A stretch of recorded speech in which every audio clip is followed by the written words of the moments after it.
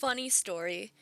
I got a time and then I uh decided that I was going to play the game again and I wanted to beat my PB because my PB was 31:55, but I lost that recording and I got a 32:17 as you can see on here. And I was just going to go with that, but I did some testing and I figured out some different things I wanted to try, so I wanted to do one more run. And I got this run and it was like 31 30, not 30, yeah, 31 33, just about. So I'm very pleased. And I didn't use this split chart to do it live, but yeah. So I did some changes. I decided to always I decided to figure out what the key was beforehand. And I messed this up the second time actually cuz I didn't actually figure out what it was the first try, so I had to go back and talk to him. Because the method for doing it differs depending on if it's the beginning of the game or the last half of the game. So, it confused me. And I was definitely slow in some areas. Like I did pretty poorly on some of the logs. However, it was still a really good run. And now my sum of best, not this, my real sum of best, it's 30-10, which I mean, it could be a bit wrong. I'm not saying it's completely accurate. But what I am saying is, I think definitely 30 minutes. Like, definitely 30 minutes is possible.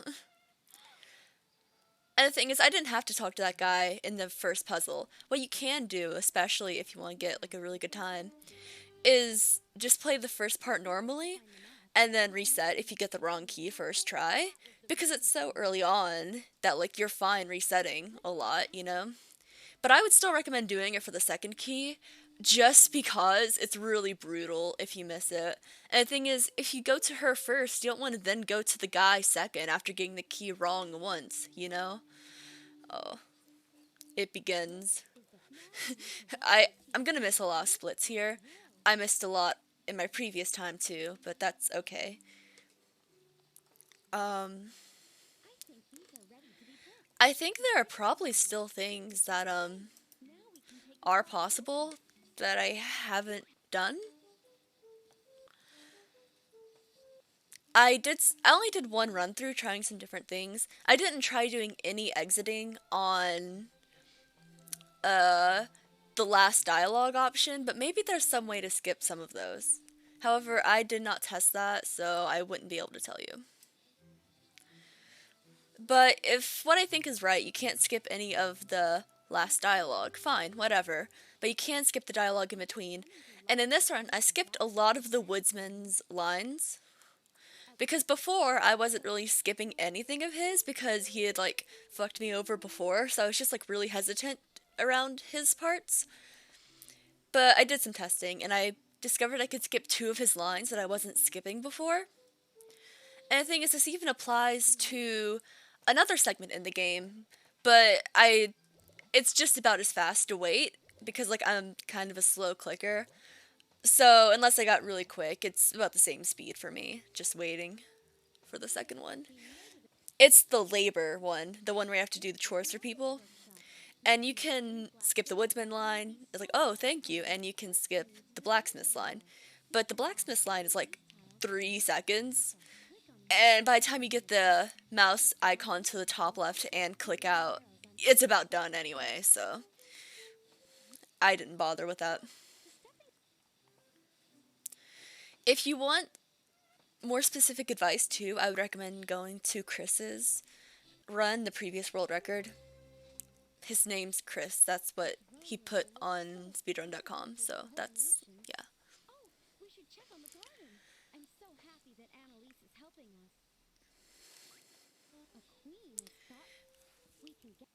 And I'm not timing exactly. When I run in real life, I try to run, but I try to split as soon as I see the scroll. But here I'm just kind of stopping whenever I see the black screen. Because it's not that big of a deal. But yeah.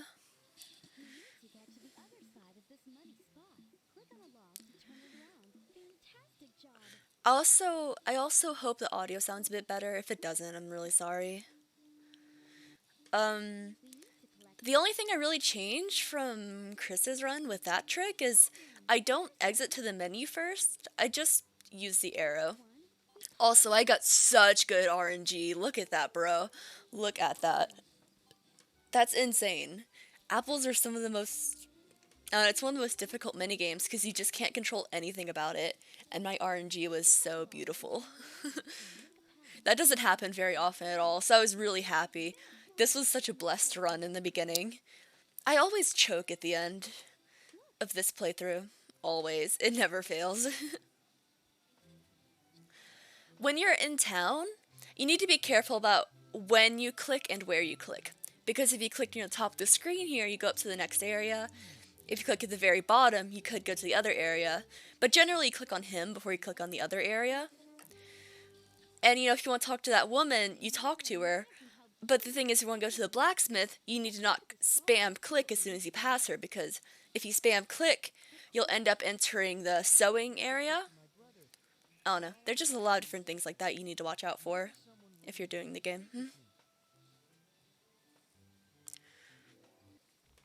Also, your mouse kind of moves even when it's loading. Like, you can tell it went to just a plain mouse icon before it went back to the Barbie-fied icons. So yeah, that's how I'm able to get to the apples so quickly. Not exactly unique to this game. A lot of Barbie games have that kind of thing, but it's worth mentioning if you haven't run a lot of games before. Specifically Barbie games. I don't think a lot of other games do that. This game works, basically each weight is like one of the thirds. Like, you can see the weight, the scale is split up into thirds. So basically, just count how many ticks it takes to get to the first line, and you're good. So it's either 1, 2, or 3 to get to 1 tick for the liquids. And it's kind of confusing to explain, but it's really simple once you play the game. It's much quicker to ignore the weights. There's also a cool skip. It's called the coal skip. And you get to skip like probably 10 seconds of dialogue if I had to guess. It's been a while since I've done it, so I couldn't tell you for sure, but it's really cool. And even if you mess it up a little bit, you're still saving time overall from what it would have been.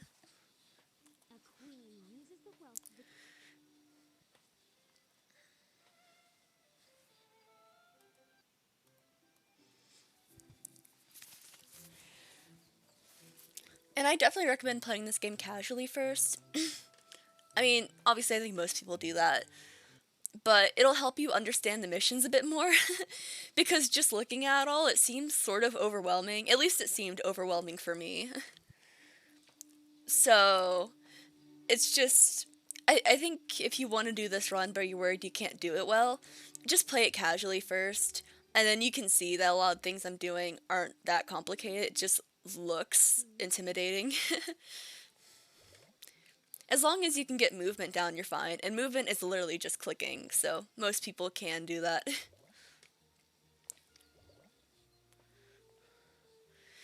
Also, I didn't really explain the coal skip, but what you do is, I don't know why I'm explaining it now, but you go to the mine, you give him the cake, then you go to that bottom room, then you come back, talk to him, and then you do the normal scroll skip. If you try doing that without going to the other room, it doesn't let you click on the scroll. So, that's why it's a major skip.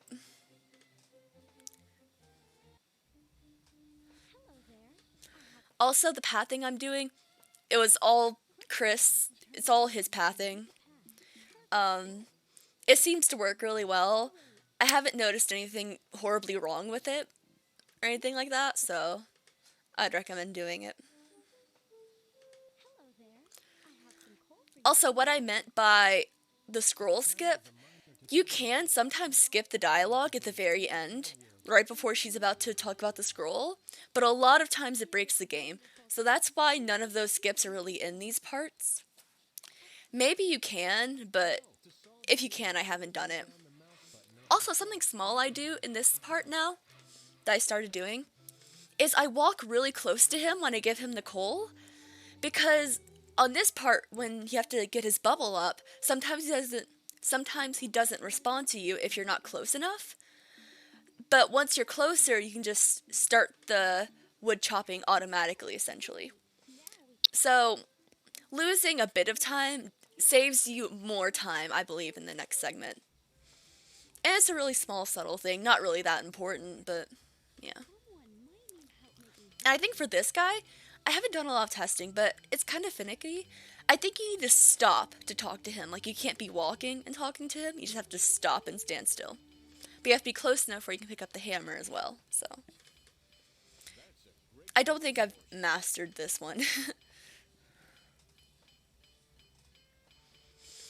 Also, the last time I recorded this earlier today, um, I was talking about the game itself, and like, I've never played it before, but I watched a lot of the Barbie films, especially this era of films. Like, when they were making all these games, those are basically all the movies I had. It's sort of ironic. The two Barbie games I had, I didn't have either of the movies for, which hilarious, hilarious. But this game is genuinely very good. There are a lot of diverse minigames and puzzles. You interact with other characters and you change the world, but you don't just like change what it looks like. You also have new relationships with people. Now, you don't like explore them. It's not like character choices, but like at the start of the game, the people are like, "Oh, she's just a princess." And at the end of the game, they're like, "Oh, wow, she's a really cool princess." It's such a small little thing, but like, I don't know. I like it a lot. Um Oh, also, it's based off of film, but unlike some of the other film adaptations, it takes the plot of the movie and builds upon it in an interesting way. So, for example, in Rapunzel, there was no plot progression, and like, it was sort of based on the film, but it was just kind of weird. And even for 12 Dancing Princesses, they didn't take clips from the movie, but they made clips that were basically the film and did that to do the story, and then they just had the characters repeat the same exact thing 12 times in a row. Whereas this game, like, each scroll is a different story. How cool is that?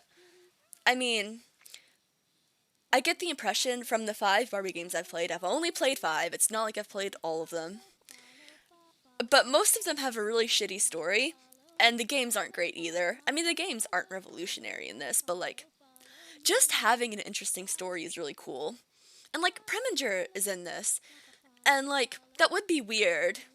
But the thing is, they do like little interesting stuff with it. Like, she mentions getting him a cat, and like, he's the one giving them the scrolls, and like, we don't really learn his motivation, but it's so funny. Like, he becomes a good guy because he gets a pet cat, essentially. It's implied, which I love. I love that.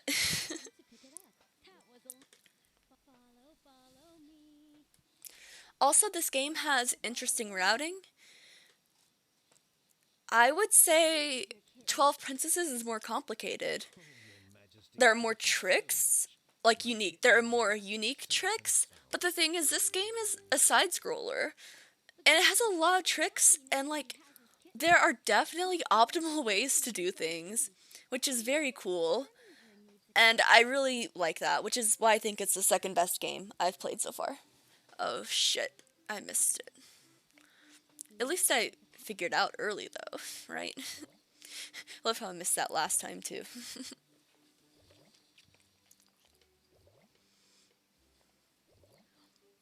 Overall, it's just like, I like it. I like it a lot.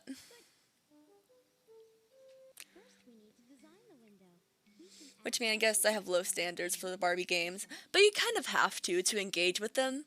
Because if you put them up to the same standards as other games, you'll just always find the flaws and not enjoy yourself. But you just have to put yourself in that old game kind of mindset get anything, to get anything resembling enjoyment out of them, you know? And that's my mindset about it. Like, it is a meme to run these games. It's very much a meme to run the games. But if you're not willing to engage at least a little bit with them on their own level, like if you're not willing to put yourself in the mindset of like, this is an old game, these are the controls, it was a game made for girls, a lot of them are film tie-ins, they weren't going to put that much effort into it. Like, if you don't put yourself in that mindset, then it's hard to get over that hump of, wow, this game is shit. That's kind of a rant, I guess. But one really interesting thing about speedrunning, especially the Barbie games, is that in this community and like when people play games like this in general, it's so interesting hearing people talk about the games they played as a kid because everyone, played different games as a kid, which is very obvious, but it's just so cool because you're like, oh wow, I didn't think about that perspective because I'm just some random fucking adult playing this now. Like I can't, the experience is just so different playing it depending on what age you play it at and what cultural context you first got the games in and like why you played the games. It's just so cool. And that's kind of why I like running the smaller games in the Barbie community. Like, first of all, it's not as competitive, so, it's less intimidating. But also, when I run them, I'm like watching the videos of other people and like, or like reading the description and stuff, and like, it's just cool seeing other people talk about a nostalgic game for them. I guess I don't interact with that a lot in real life. I don't really hear people talk about nostalgic games. But because these games are the way they are, a lot of the people who are like random and don't do many speedruns, that's the perspective they're coming into it with, which is really, it's really unique, I think. Because I think in more intense speedrunning communities, like people can have played them as a kid, but they're not running them because it was a childhood game. They're probably running them because it's a really big game and it's fun to be competitive. I'm not saying it's bad they want to be competitive. That's not the point at all of what I'm trying to say. It's just different, you know? It's different in a way I didn't think I would find, I guess, in this community. After this game, I don't know what I'm going to run. I want to ask about this one random game, but I think in terms of legit runs, I wanted to do diaries because of that channel in the Discord, but it just won't work out. So I think I'm gonna end up doing Secret Agent Barbie? I'm a bit scared of it. I'm a bit scared of it. I can't even lie. There are a lot of tricks, I'd imagine. Because third place has like an hour run, but first has 47 minutes. um, so yeah, it's a bit intimidating. But it's either this or the horse games. So I think I'm gonna go for the secret agent one. And I also want to run Magic of Pegasus. I really want to run Magic of Pegasus. But I think I want to do Secret Agent Barbie first. Because I have record in 12 Disney Princesses right now. And the thing is, I want to let Sean and Spytex attempt to get lower times. But they're kind of taking a while, which is totally fine. They don't need to rush, and they don't have to run the game. But, like, I don't want to get too invested in a long run if I'm also trying to, like, defend that title. Uh, but it seems like it'll be a bit, so I think I'll have time to try for a longer run.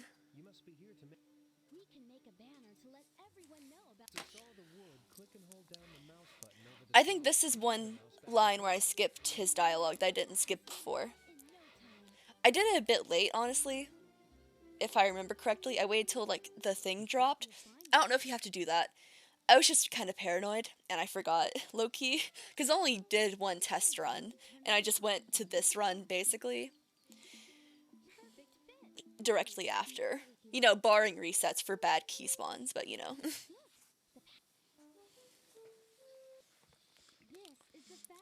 Also, if you run this game, I'd recommend naming your splits something so you remember the mission.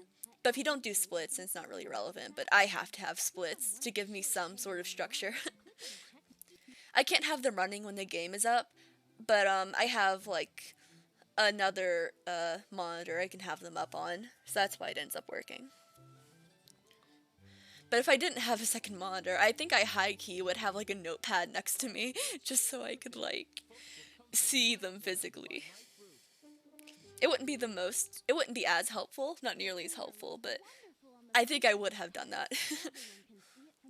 Also, for that part, you need to make sure to click his like leg and not his head, because if you click his head, then you're going to end up going to the next area ahead of time, just because of the way the arrows work. Okay, this is where I messed up, because you have to click on the scroll for that one, but in the beginning you just had to walk out of the room. Yeah, that lost quite a bit of time. But the last time I did my run, the key skip, it took me 4 tries to get the correct key. So honestly, I'm okay with conceding a bit of speed here if I can have that consistency. And if I ever run the game again, like more competitively, if this time is beaten, I'll definitely do the thing where don't talk to him in the beginning, but just talk to him here. That way, the beginning is still competitively short, but the end still has that consistency.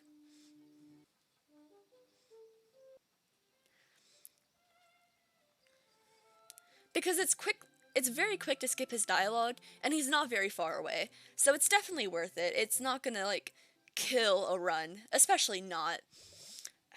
The times are, like, good, but they're not, like, optimized a lot, so it's not like it's gonna ruin anything. It's not like if you make one mistake, you have to reset. Not that kind of run. Which I'm afraid Agent Barbie is that kind of run, which is also why I'm a bit worried. But the thing is, I don't have to be the best at everything. I can literally just, like, get 10th fucking place and leave. But I want to get sub hour, but I don't know what's involved in getting sub hour. Is the issue. God, I think I'm worrying too much about this. It's just for fun. I've never gotten the stained glass skip. So even my sum of best don't have that skip in them, so the time could be 29 minutes, I suppose, which definitely means the time could be 30 minutes.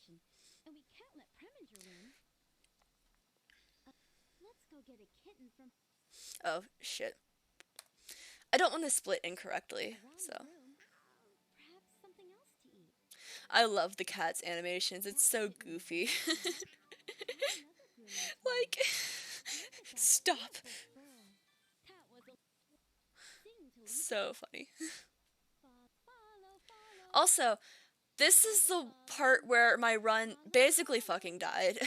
Um, my saw, it may have been 30 minutes. It could have been 31 at this point anyway. But this is where it went from like a low 31 or like high 30 to like a very mid 31. Because I just, for the life of me, could not figure out this puzzle. I felt so stupid. And what I should have done is after I realized I was having trouble, I should have started with the end. Because that would have helped so much. But I didn't. So.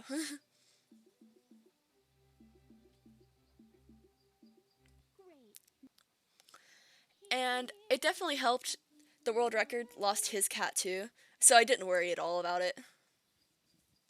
Like when I didn't see it there. I don't know why it does that. It doesn't do that every time. Usually when you sing correctly, the cat stays with you correctly. It's just when you ignore it, it just sort of like does its own thing. I don't really think it saves or loses time doing that. You just need to know that it happens so you don't like look for the cat, you know. Close enough.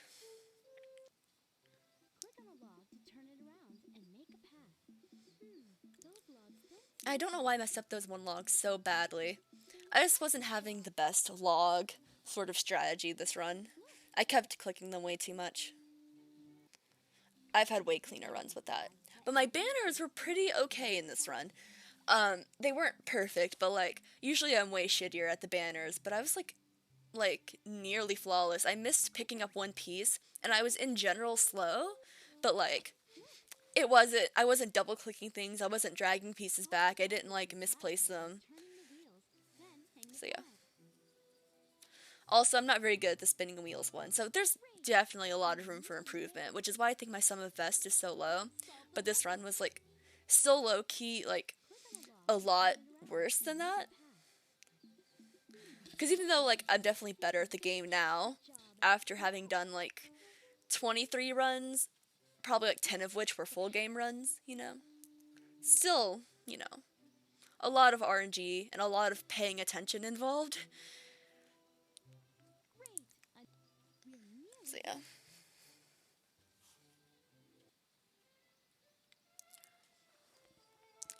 I guess I don't have much more to say. I will say, I don't have much more to say, says more. I thought this game was broken because I read the comments on a site and everyone was saying that the singing minigame wouldn't work. And I played it and like my game was broken. But literally, it's just when you click on bad singers that it breaks. If you click on good singers, it works. And I will put that in the description because I was looking desperately for someone to say that in their description, so I'm putting it in mine. That's probably the only tip I'm putting in there because I think the previous world record had a lot more information than this one does. So I'm not even going to bother putting a lot in here.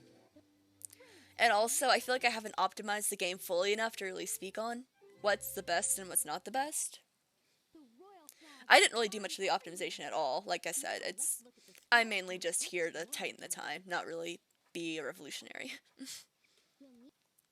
But yeah, just clicking on good singers works because the game just doesn't have a voice line for the bad singers when they get a flower, I guess. Really weird. But I found that answer on an Amazon review. And maybe the Chris guy mentioned it in his previous world record, the 42-minute. But I wasn't going to watch that. I'm really surprised it wasn't anywhere else. Like, I had to find it on some random Amazon listing. I don't know. That's really weird. You can sing to them before, you don't have to click on them. Like, you can just walk into the room, and, like, they're the only people in that room. So you just sing, and they automatically get selected, so. That saved me time here. I actually got gold in this segment by like 3 seconds, so it definitely did save time. And I wasn't even perfect in this run, you know? His mouth flies off. Bye. Slide to the left. Take it back now, y'all.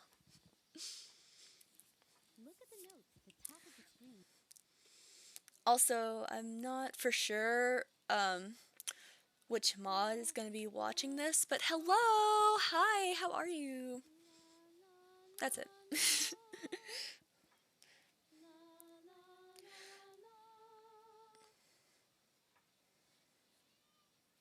Would you like to sing in the town concert?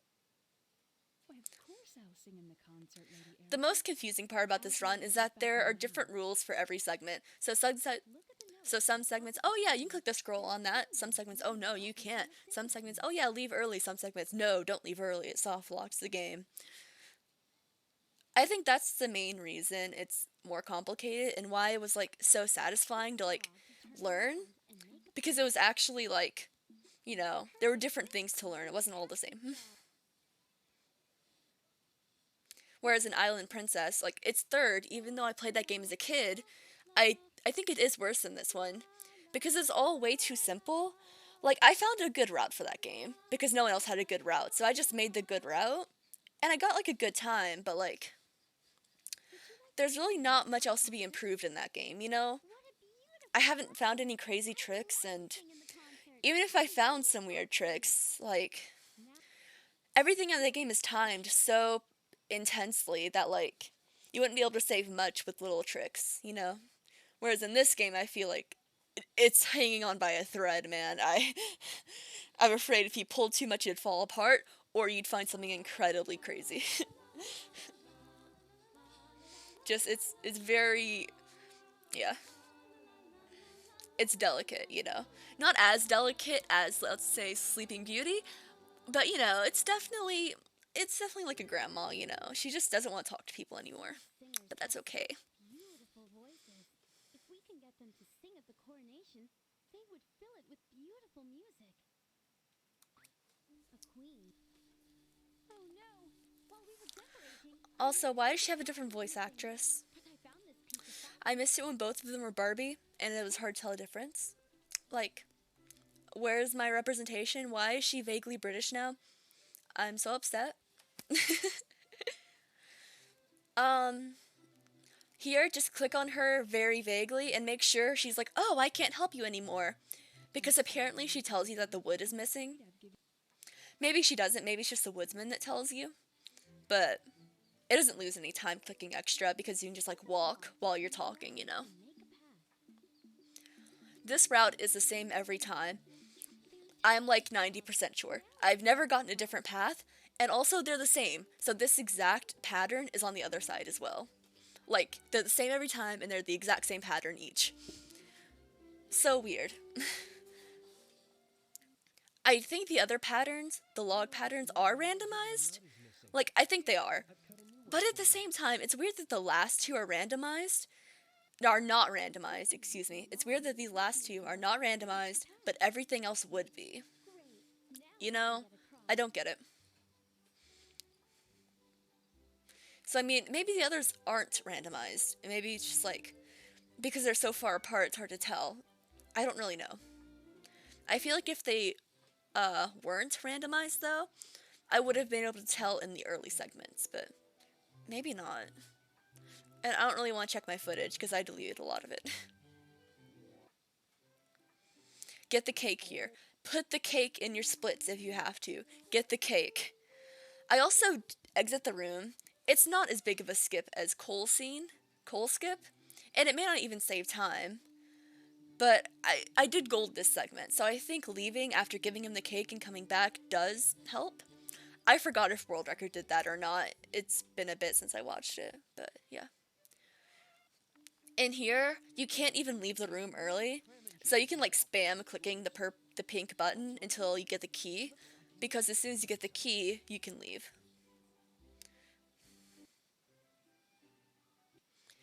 And I'm going to stop my split as soon as the black screen pops up. I really hope I started at the correct time. If I didn't, I apologize. I did try to start at the correct time, but I wasn't listening very closely at the beginning. So yeah, I do apologize if that happened.